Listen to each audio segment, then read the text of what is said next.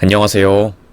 제가 참 살다 살다 이런 일도 다 겪고 너무나도 어처구니가 없는 일이 생겨서 이렇게 사연을 적어보게 되었습니다. 저는 농사꾼 딸내미예요. 우리 부모님은 강원도에서 감자랑 고추 농사를 짓고 계시고 저는 서울로 대학을 오면서 혼자서 자취하면서 살게 된 사람이었죠. 저는 남들처럼 평범하게 안정적인 삶 속에서 하루하루 사는 게 꿈인 여자였어요. 경제적 자유? 부자가 되는 거? 남 위에 올라가서 군림하는 것? 그것들 모두 저랑은 관련 없는 일이었죠. 시골에서 태어나고 자라서 그런지 저는 그냥 평범하게 사는 게 좋더라고요. 하여튼 그렇게 살다가 우연히 회사 일을 하다가 한 남자를 만나게 되었습니다. 저희 거래처 남자였어요. 당연히 저는 을이었고 그 사람은 갑이었죠. 어찌되었건 그 남자가 있는 회사에서 저희한테 계약을 해줘야 했으니까요. 그런데 다른 사람들과는 달리 그 남자가 정말로 친절했고 자상했고 성격도 좋은 것 같았어요. 조금씩 호감이 갔고 그 남자도 저에게 호감을 보였죠. 소미씨, 우리 조심스럽게 시작해볼까요? 나 소미씨한테 잘할 자신 있어요.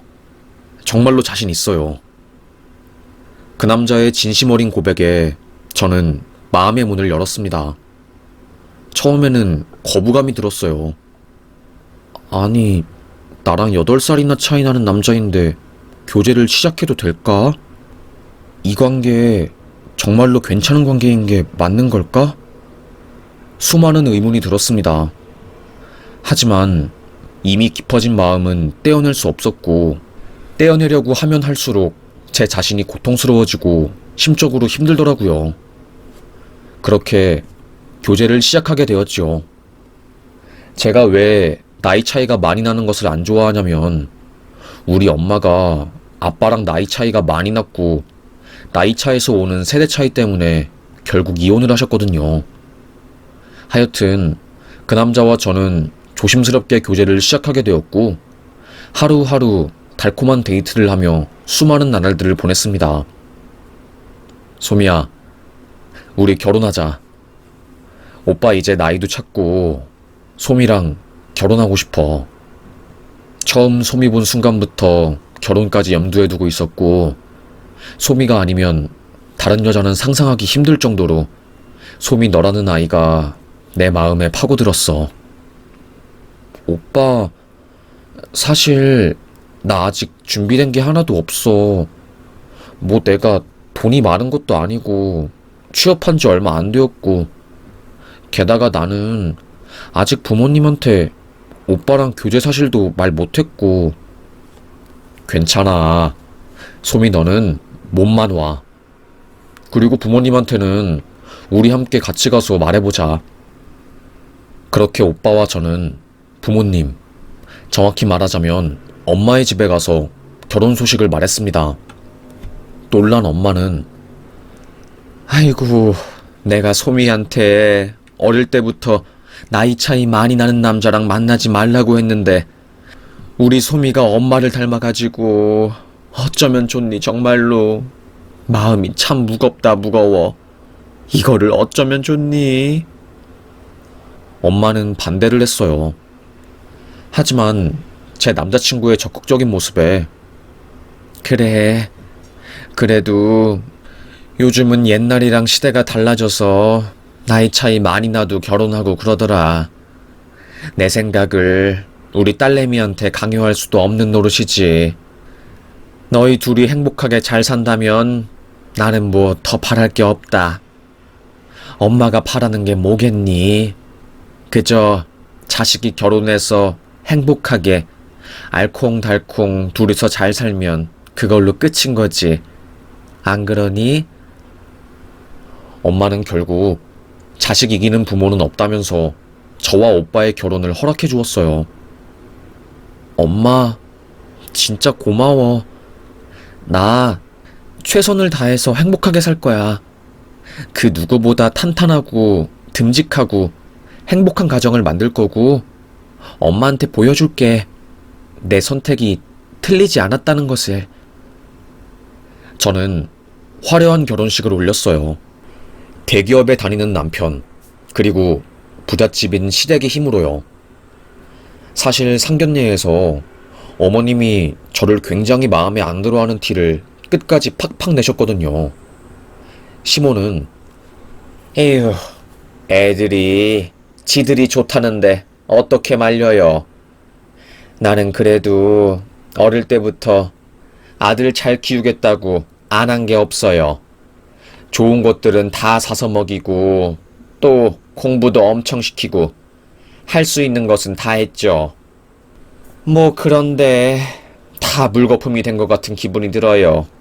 참, 에휴, 난 아들이 그래도 결혼이라도 잘해서 좀 며느리 덕 좀 볼 줄 알았는데 이게 뭡니까? 엄마의 표정이 싸늘하게 굳어지자 시모는 에이, 뭐 장난입니다. 웃자고 하는 소리예요. 뭐 진심이 아예 없는 것은 아니지만 사람 속을 벅벅 긁어놓았습니다. 집에 간 엄마는 소미야, 이 결혼 꼭 해야겠니? 시댁 만나서 이야기해보니까 참 소미 네가 고생을 많이 하게 될 것 같은 그런 기분이 괜히 드네. 엄마, 나도 상견례장에서 민망하긴 하더라. 시모는 왜 그런 말을 자꾸 하는지 모르겠어. 나도 그렇고 엄마도 속상하게.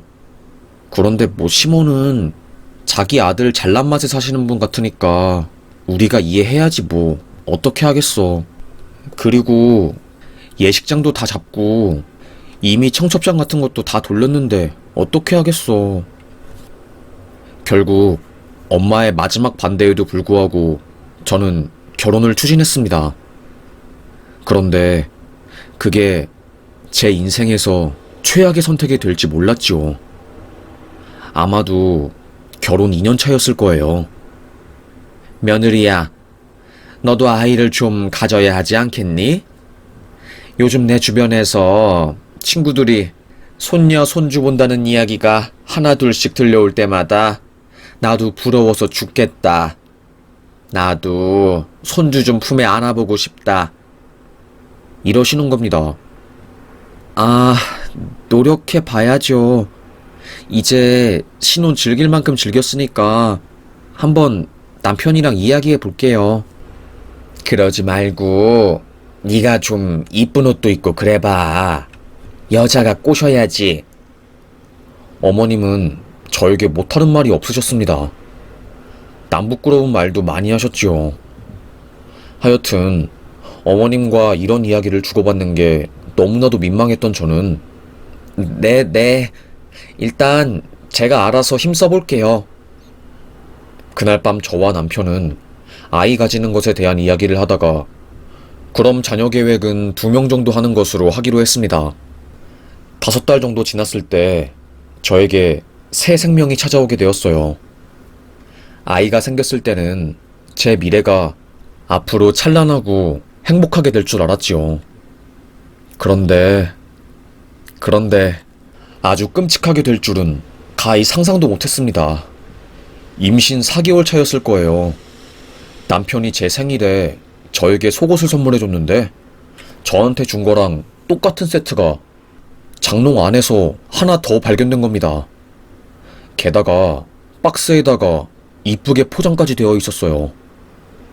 저는 그날 저녁 남편과 함께 저녁을 먹으면서 당신, 내가 아까 옷장 정리하다가 발견한 건데 당신이 나 생일 선물해 준 속옷 세트가 왜 한 벌 더 있어? 어? 아, 그게 주문을 잘못해서 하나 더 왔어.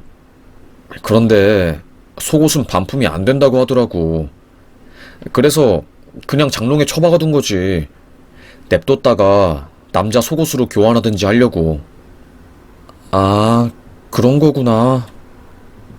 뭔가 이상하고 의심스럽긴 했지만 그냥 넘길 수밖에 없었습니다.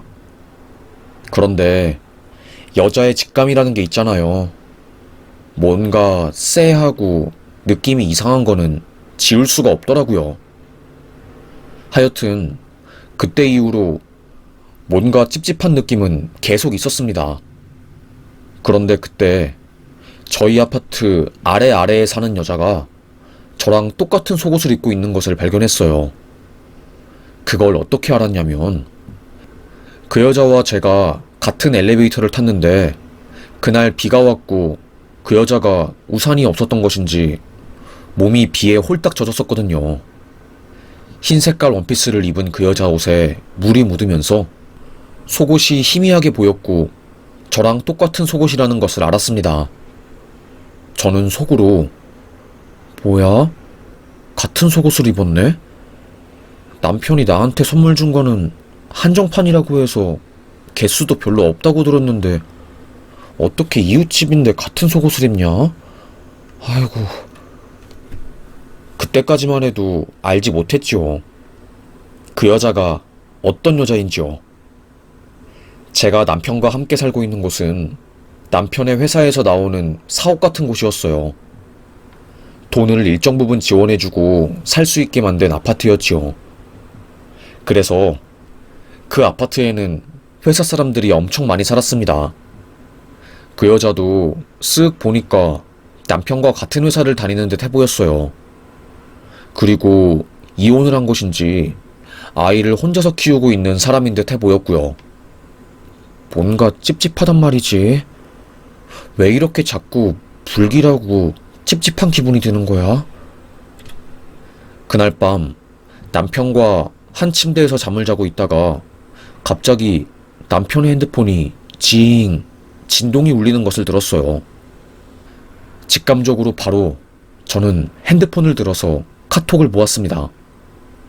남편의 핸드폰 화면에는 지금 자? 이렇게 뜨더라고요. 카톡 프사를 보니까 딱 봐도 여자였습니다. 순간 혈압이 쫘르륵 올라오더라고요.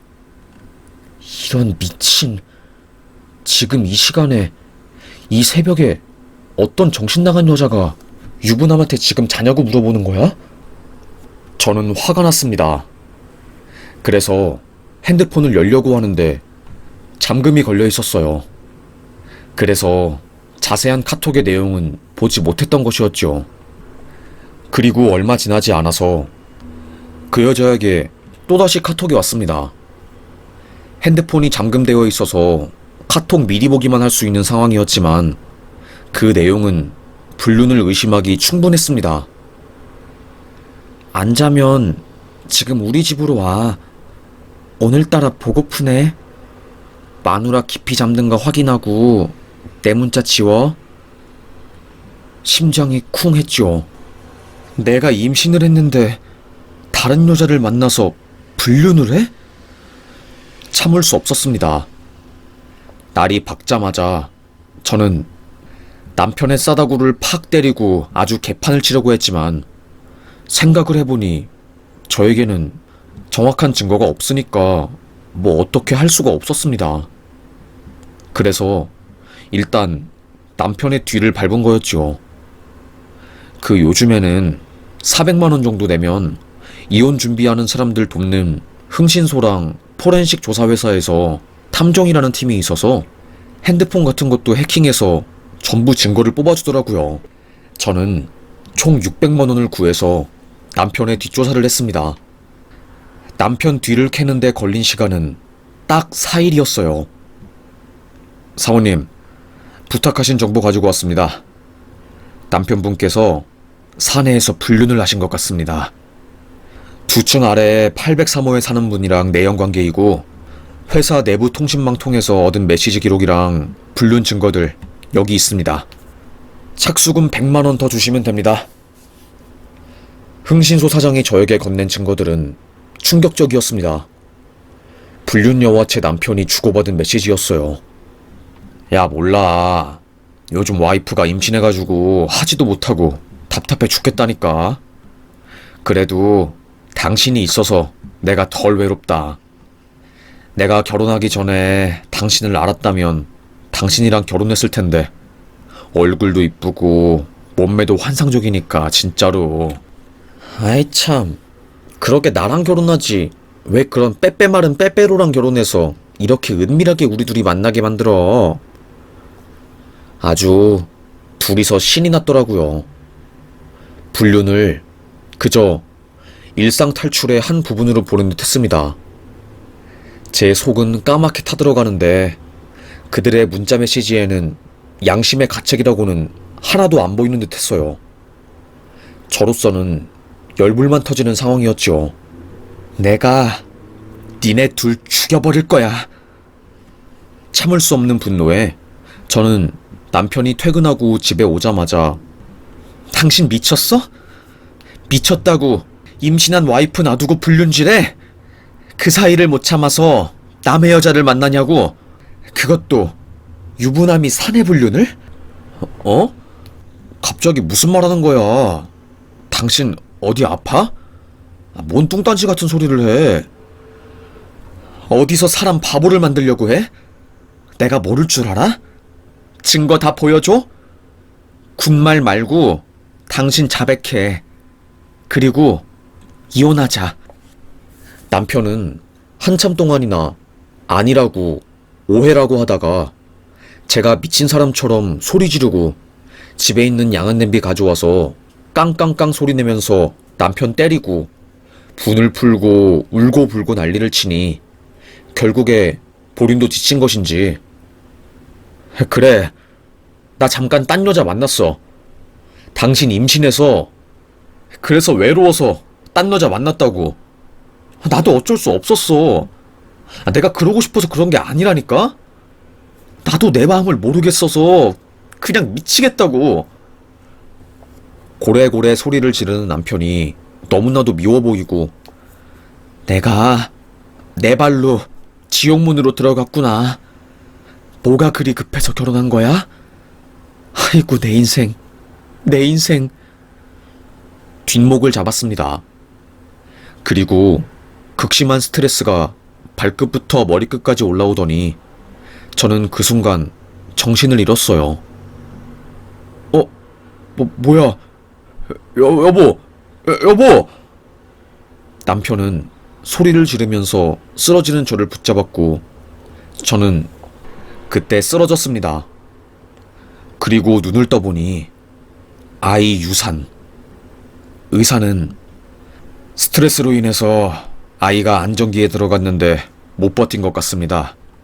유감이지만 아이 심장이 뛰지 않아요. 쿵 했습니다. 남편의 불륜으로 인해서 내 눈에 들어가도 안 아플 나의 첫째 아이가 죽은 게 너무나도 한스럽더라고요. 시모는 소식을 듣고 제가 입원한 병원으로 달려왔고 저를 보자마자 저를 걱정하는 게 아니라 죽은 손주를 걱정하더라고요. 아이고, 내가 이거를 어쩌면 좋니? 온 동네 방네에 곧 손주 본다고 소문 다 냈는데 너는 애 하나 못 지키니? 어머님, 어떻게 애 하나 못 지킨다고 하면서 그렇게 말씀하실 수 있어요? 넌 참 말꼬투리를 잡아야겠니? 말이 그렇다는 거지. 나도 속상해서 그런 거잖아. 너는 나이도 어리고 젊은데 왜 애를... 아이고 참 속이 터진다 터져. 어머님은 저를 원망하셨습니다. 저도 그때는 폭발했죠. 어머님, 사실관계는 정확히 아세요? 며칠 전까지만 해도 산부인과 갔을 때 아이 안정기에 접어들었다고 들었어요. 그런데 이 사람이 불륜질하는 거 알고 나서 충격으로 이렇게 된 거예요.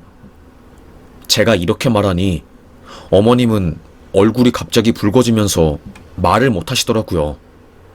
그러다가 네가 밤일을 못해서 내 아들이 딴 눈 판 거 아니니? 게다가 내 아들이 가난한 농부딸 시골 출신 여자애 구해줬으면 부잣집 사모님으로 만들어줬으면 감사합니다 하고 아들이 불륜질하는 거는 한 번쯤 눈 감아줄 수 있는 거 아니니? 그걸 못해서 이렇게 집안에 분란을 만들어? 어머님은 되려 민망하니 저에게 소리만 고래고래 질렀습니다. 저는 유산으로 인해서 힘도 없고 이런 몰상식한 사람이랑은 더 이상 말이 안 통할 것 같아서 더 이상 말대꾸를 하지 않고 혼자서 병원 치료를 받고 퇴원했습니다. 그리고 신혼집에서 짐을 바리바리 싸고 친정집으로 갔어요. 엄마는 소미야, 어떻게 된 거야? 이혼이라고? 제 말을 들은 엄마는 정말로 무서운 표정을 지으면서 화가 난 모습을 보였어요. 그딴 집안에 내 딸이 계속 결혼 생활하게 둘 수는 없다. 아유, 지겨워. 정말 너무 지겨워. 가만히 한도. 아들 둔 게 벼슬이야? 아들이면 내 딸 임신했는데 바람 피워도 되는 거야? 그렇게 저는 결국 합의 이혼의 길을 걷게 되었어요. 합의 이혼할 때 이것저것 서류 처리랑 위자료 관련해서 상의할 게 있어서 저랑 엄마는 시모랑 남편이랑 함께 한 변호사 사무실에서 만나게 되었습니다. 그 변호사 사무실은 남편이 고용한 변호사 사무실이었어요. 엄마는 변호사 사무실 주소를 듣고 피식 웃으면서 대박이네. 어떻게 이런 우연이 있니? 왜 엄마? 뭐 때문에? 참 세상 좁지. 일단 가보자. 어디서 내 딸을 건드려? 엄마는 비장한 표정을 지으며 저랑 함께 서울로 출발했습니다. 버스에 몸을 싣고 덜컹덜컹 몸을 맡기며 서울에 도착한 저는 서초구 한 변호사 사무실에 도착했지요. 서울 사는 전 남편과 시모는 먼저 그 사무실에 도착해 있었고 저희는 버스를 타고 가는 바람에 조금 늦어서 10분 정도 늦었습니다. 그때 우리 엄마가 사무실에 도착하니 근처에 있던 파트너 변호사가 갑자기 우리 엄마를 보자마자 사모님 하면서 우리 엄마 이름을 부른 겁니다. 엄마는 엄청 태연하게 장 변호사 아직도 여기 있었어? 야, 내가 여기 마지막으로 온 게 10년 전 같은데 그때는 신입 변호사인 장 변호사가 벌써 파트너를 달았구나. 똑똑한 장 변호사. 빨리 파트너 달 줄 알았어. 연봉도 꽤 올랐겠네. 그때 빚 있어서 힘들어 했잖아. 사모님도 기억력 좋으시네요. 그때 마지막 소송 끝내시고 강원도 내려가셔서 농사 짓는다고 들었는데 잘 되어 가시죠? 그런데 오늘 여기는 어쩐 일이세요? 아, 우리 딸이 이혼하는데 상대 쪽 변호사가 여기서 보자고 하네. 아, 오늘 미팅 잡힌 게 사모님 미팅이었어요? 세상에. 파트너 변호사라는 아저씨가 우리 엄마를 향해 90도 인사를 하니 다른 사람들도 벌떡 일어나서 90도 인사를 하더라고요. 저는 그저 어벙벙할 뿐이었죠. 사람들이 왜 우리 엄마한테 인사를 하나 싶었습니다. 그런데 문제는 그 모습을 저희 시모랑 전 남편이 다 보고 있었던 거였어요. 기이한 광경이라고 해야 하나요? 하여튼 그 대형 로펌 변호사들이 우리 엄마에게 다 인사를 하는 것을 본 시모와 전 남편은 잔뜩 쫀 표정을 보이더라고요. 그리고는 시모가 우리 엄마에게 강원도에서 농사만 짓는 줄 알았는데 어디 서초구에서 장사라도 한 모양인가 봐요? 변호사들 자주 가는 식당에서 서빙이라도 했나? 하면서 푹 하고 우리 엄마를 비웃는 겁니다.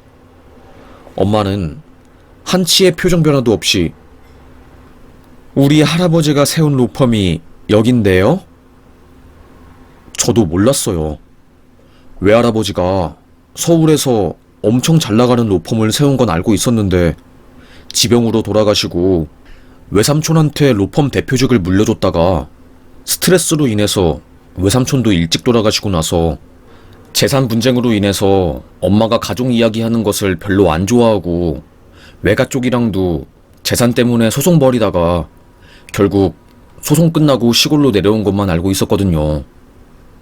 저는 엄마의 재산이 정확히 어느 정도인지도 모르고 대충 소탈하게 살자고 항상 겸손해야 한다는 엄마의 말에 그것만 철석같이 지키려고 이런저런 방면에서 노력하고 살았고요.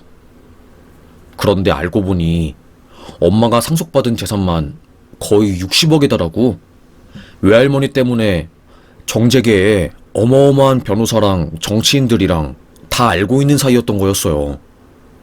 그때 파트너 변호사가 우리 엄마한테 오더니 제가 방금 사건 자료 검토해보니 유책이 사위분에게 있어서 이거는 합의 이혼보다 소송으로 가는 게 나을 것 같아요. 오늘 미팅 캔슬하시고 제가 사건 담당해드릴게요, 사모님.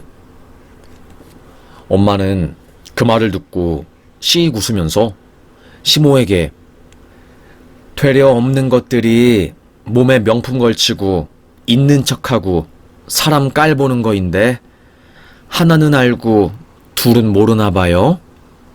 아들 감싸려고 하다가 결국에 황금알 낳는 거위 배가른격이 된 거니 에휴 바람 피우고 내 딸한테 차마 잊히지 못할 욕짓거리에 모욕하고 무시한 그 대가는 두 모자 모두 고스란히 받아야죠. 각오 단단히 하세요. 지금부터는 강원도에서 농사짓는 아줌마가 아니라 대형 로펌 손녀로서 인맥이란 인맥은 다 동원해서 복수할 거니까. 엄마의 그 말에 시모는 살짝 동공이 흔들리더라고요. 그러면서 끝까지 뻔뻔하고 당당한 척을 하더라고요. 뭐가 어쩌고 저째? 그래, 소송하든가 그러면. 소리를 지르고 남편놈 손을 잡고 부모자는 그 로펌을 나갔습니다.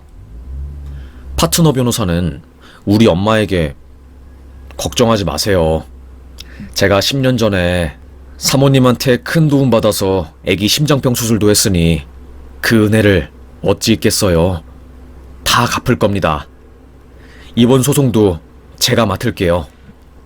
라고 하더라고요. 와, 세상 든든했습니다.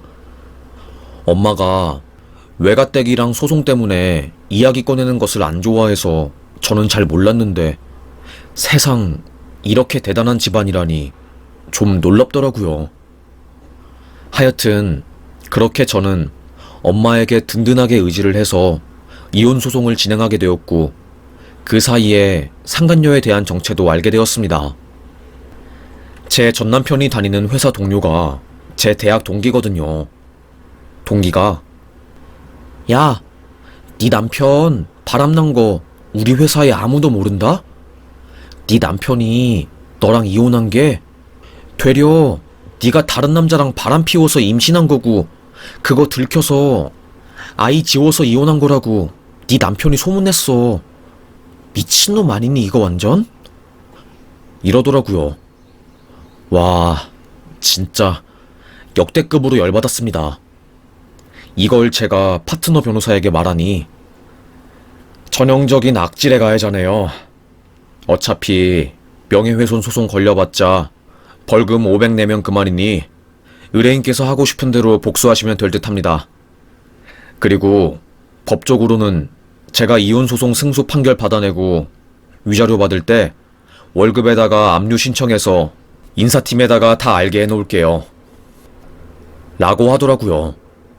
저는 바로 즉시 제 전 신혼집 아파트 엘리베이터 공지사항에다가 종이를 끼워놨습니다. 그 아파트가 남편 회사 사람들이 사는 곳이었으니 소문이 어마어마하게 빠른 곳이었으니까요.